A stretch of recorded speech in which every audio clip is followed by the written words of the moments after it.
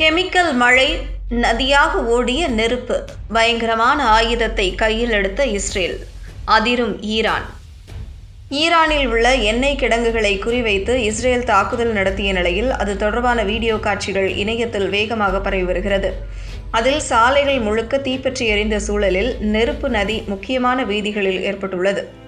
இதனால் அங்கிருந்த பொதுமக்கள் அதிர்ந்து போனார்கள். ஈரான் மீதான தாக்குதலை அமெரிக்கா, இஸ்ரேல் படைகள் தீவிரப்படுத்தியுள்ளது. இதற்கிடையே ஈரானின் தலைநகர் தெஹ்ரானில் உள்ள 5 எரிபொருள் கிடங்குகள் மீது இஸ்ரேல் திடீரென வான்வெளி தாக்குதலை நடத்தியுள்ளது. ஈரான் மீது நடத்தப்பட்ட மிக மோசமான தாக்குதல்களில் ஒன்றாக இது கருதப்படுகிறது. எண்ணெய் கிடங்குகள் மீது நடத்தப்பட்ட தாக்குதல் காரணமாக மிகப்பெரிய வெடிப்பு ஏற்பட்டுள்ளது. மேலும் இதனால் கிளம்பிய புகை மண்டலத்தால் ஒட்டுமொத்த தெஹ்ரானிலும் இருள் சூழ்ந்துள்ளது. இந்த தாக்குதலில் 2 டேங்கர் ஓட்டுநர்கள் உட்பட 4 பேர் உயிரிழந்ததாக ஈரான் தரப்பில் தெரிவிக்கப்பட்டுள்ளது. அமெரிக்கா, இஸ்ரேல் போர் விமானங்கள் தெஹ்ரான் மற்றும் அதை சுற்றியுள்ள பல எண்ணெய் கிடங்குகள் மீது தாக்குதல் நடத்தியதில் பெரும் தீ விபத்துகள் ஏற்பட்டன. அடர்த்தியான கருப்பு புகை தெஹ்ரான் முழுக்க பரவியதுடன் கராச் போன்ற புறநகர் பகுதிகளிலும் இது தெளிவாக தெரிந்தது. இது தொடர்பான வீடியோக்களும் இணையத்தில் ட்ரெண்டாகி வருகிறது. தெஹ்ரானின் இருளை பகலாக மாற்றும் அளவுக்கு தீச்சுவலைகள் தென்பட்டன. மேலும் அங்கு ஏற்பட்ட வெடிச்சத்தம் நகரின் பல பகுதிகளை உலுக்கின. எண்ணெய் கிடங்குகளில் தாக்குதல் நடத்தப்பட்ட நிலையில் எரிபொருளும் லீக் ஆனது. சாலைகளில் எரிபொருள் பரவிய சூழலில் அதுவும் ஒரு கட்டத்தில் தீப்பிடித்து எரிய ஆரம்பித்தது.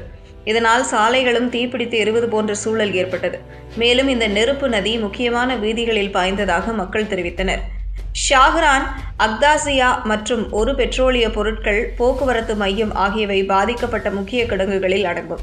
தீயை கட்டுப்படுத்த இரவு முழுக்க ஈரான் தீயணைப்பு வீரர்கள் முயன்றனர்.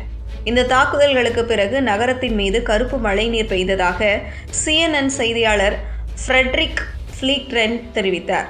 அதாவது எரிந்து நாசமான சேமிப்பு மையம் மற்றும் எரிபொருளில் இருந்து வெளியான எண்ணெய் மற்றும் கரியுடன் கலந்த மழை போல பொழிந்ததாக கூறப்பட்டது. தெஹ்ரானிலும் அதை சுற்றியும் 5 எண்ணெய் சேமிப்பு கிடங்குகள் தாக்கப்பட்டதாக ஈரான் அதிகாரிகள் தெரிவித்தனர். தீவிர முயற்சிக்கு பிறகு தீ கட்டுக்குள் கொண்டு வரப்பட்டது. இப்போது சேதங்கள் மதிப்பிடப்பட்ட எரிபொருள் விநியோகம் தற்காலிகமாக நிறுத்தப்பட்டது. தீ முழுமையாக அணைந்த பிறகும் கூட எரிந்த எரிபொருளின் வாசனை காற்றில் நீடித்ததாக அப்பகுதி மக்கள் தெரிவித்தனர். இஸ்ரேல் தங்கள் எண்ணெய் கிடங்குகளை தாக்கியது உண்மைதான் என ஈரான் சொன்னாலும் பெரிய பாதிப்பு ஏற்படவில்லை என்றே அந்த அதிகாரிகள் கூறுகின்றனர். ஆனால் தாக்குதல் வீடியோவை பார்க்கும்போது சேதம் மோசமானதாகவே இருந்தது போல தெரிகிறது.